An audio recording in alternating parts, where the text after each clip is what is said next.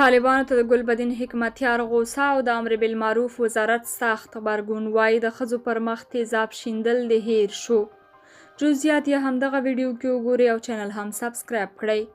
د حزب اسلامي مشر ګلبدین حکمتیار ویلي د طالبانو سرپرست حکومت د ژر تر ژره د افغان نجونو پر مخ د ښوونځیو تړلې دروازې پرانیزي.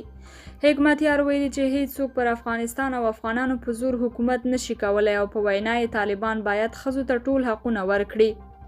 د حزب اسلامي مشر د طالبانو لخوا پر افغان ښځو او نجونو وروستیو محدودیتونو ته په اشارې ویلي چې سرپرست حکومت دې په هغه پریکړه بیا کتنه وکړي چې د تلویزیون پر پرده د ښځینه خبریالانو مخ پټول پکې جبري شوي.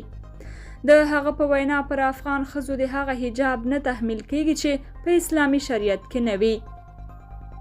ګلبدین حکمتیار ټینګار کړی چې سرپرست حکومت باید د ښځو حقونو ته ژمن پاتې شي او ژر تر ژره د شپږم ټولګي پورته ښوونځي پرانیزي.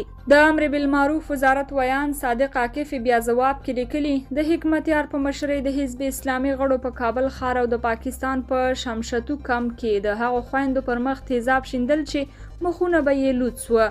په شمشتو کمپ کې به یې هغه دوکاندار نیولو چې بغیر له محرمه ښځې باندې به یې سودا خرڅوله او دوکان به یې بندولو، خو اوس بیا د ښځینه مخ پټولو باندې ملاحظات لري.